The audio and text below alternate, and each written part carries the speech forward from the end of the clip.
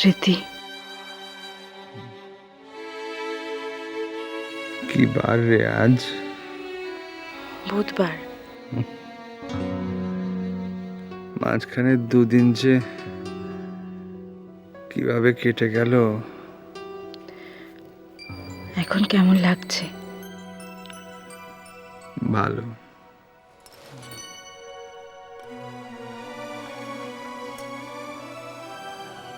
Sorry রে সোনা। Sorry? Sorry কেন? আমি এই জন্যই তোকে বারণ করেছিলাম। কি? নতুন বউ কোথায় ঝলমলে শাড়ি পরে সেজে গুজে হই হই করে ঘুরে বেড়াবি, তা না মুখ শুকনো করে নার্সিংহোমে বরের বিছানার পাশে বসে আছিস।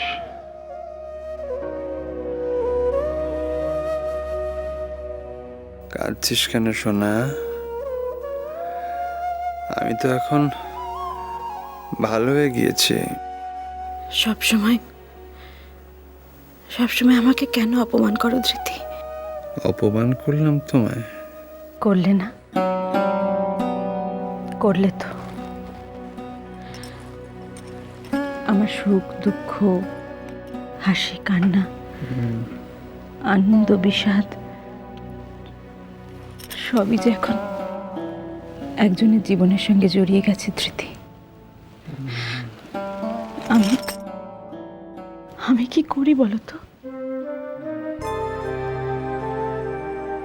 আচ্ছা, কবে ছাড়বে আমায়? কিছু বললো? কাল। এই কদিন নিশ্চয়ই খাওয়া দাওয়া করনি ঠিক করে? না খেলে যে মানুষ বাঁচে না ধৃতি, তাই খেতেই হয়। মুখখানা এমন শুকিয়ে ফেললে কি করে দুদিনে?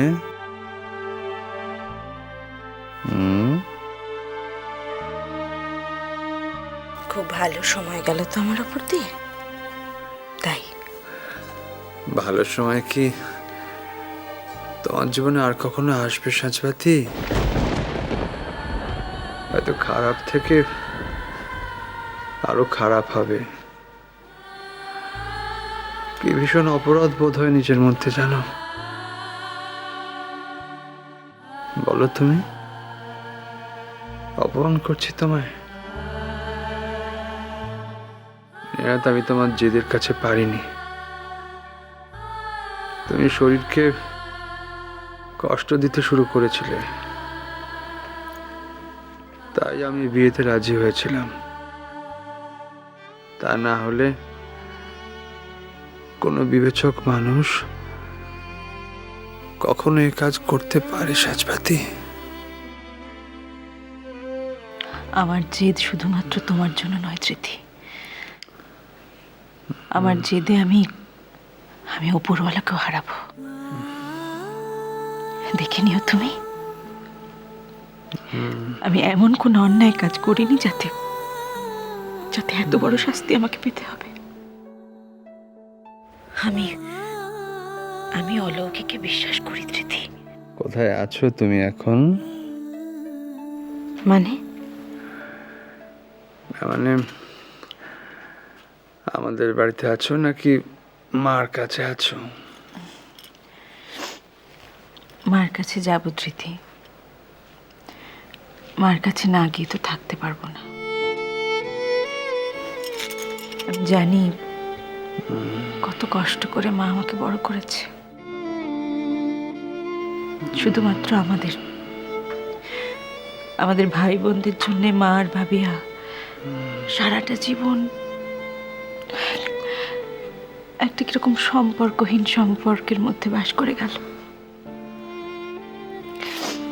কিন্তু যদি আমি উত্তর পাড়ে গিয়ে আর থাকতে পারবো না কোনোদিন। এমন কথা বলতে নেই সাজবাতি। এমন কথা বলার বয়স তুমি পার করে এসেছো। তুমি রাগ করতে পারো, তোমার তো কোনো কিছুতে কিছু যায় আসে না। কিন্তু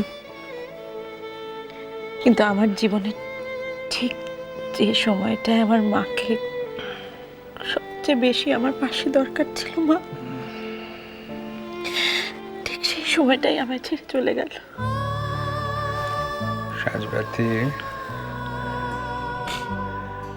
সাজবাতি মা তো ঠিক কাজ করেছেন সোনা। যে কোনো মাই এমন কাজ করতেন। আচ্ছা তুই বলতো, কোনো মাই কি চাইবেন যে তার মেয়ে? থামলে কেন, বলো। আচ্ছা আমি না বললে কি কথাটা মিথ্যে হয়ে যাবে সাজবাতি? যাক, তুমি তাহলে এই কটা দিন আমাদের বাড়িতেই আছো। আর কোথায় যাব? না, ভাবছিলাম যে আমি বাড়িতে নেই,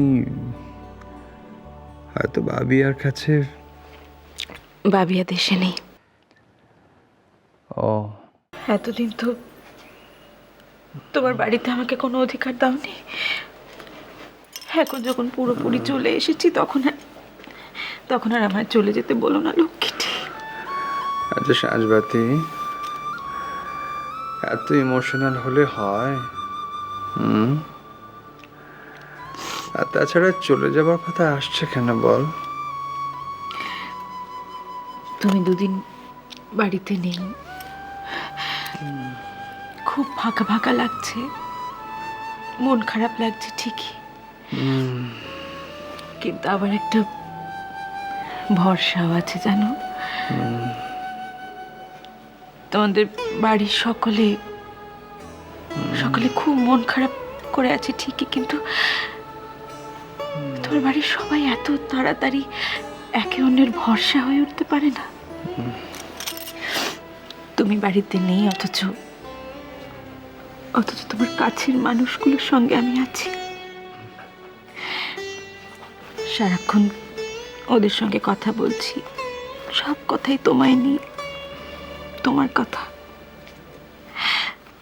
এটাও তো একরকম ভাবে তোমার সঙ্গে থাকা, তোমায় কাছে পাওয়া স্মৃতি। কাল তো বাড়ি ফিরে যাব, মাকে বলিস তো আলু বেগুন দিয়ে পাতলা করে ইলিশ মাছের ঝোল রেঁধে রাখতে। এই রান্নাটা মা যা করে না। এই সময় তো ইলিশ মাছ খুব একটা পাওয়া যায় না, বরং বর্ষাকাল এলে তখন তোমাকে। এখন যে প্রত্যেকটা দিন বড় ভয়ে ভয়ে বাঁচি সাজবাতি। আমার জীবনে আর যদি কখনো বর্ষা না আসে।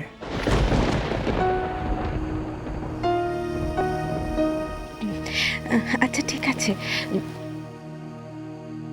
মেজকামণিকে বলবো কাল ইলিশ মাছ আনতে। আচ্ছা তুমি যে দিল্লি যেতে চেয়েছিলে, যেতে পারোনি, তাই এরকম একটা কাণ্ড ঘটলো না? আমার জন্যই পারোনি না গো? না রে সাজবাতি, দিল্লিতে আমি তো ভালো হওয়ার জন্য যাই না। ভালো হওয়ার সব পথ বন্ধ হয়ে যাওয়ার পরেই তো আমি দেশে ফিরেছি। আমার কষ্টটা যাতে একটু কম হয় তার ওষুধ নিতে দিল্লিতে যাই। আমার আসলে শারীরিক কষ্টে দুমড়ে মুচড়ে পড়ে থাকা কোনোদিনই পছন্দ নয় রে সাজবাতি। শুধু শুধু মানুষকে বিব্রত করার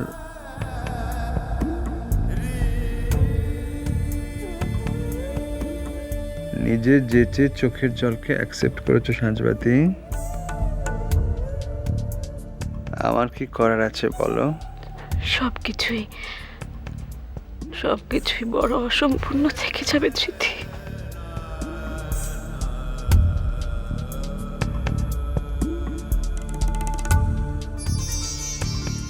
মোর বাপের নামটা জানে কে রূপদিদি? কি কি বা বল, চুপ করে থাকিস না, বল কে? তিব্বতজ্যোতি মজুমদার। তিব্বতজ্যোতি মজুমদার। মিষ্টি কুটু মিষ্টি কুটু মিষ্টি কুটু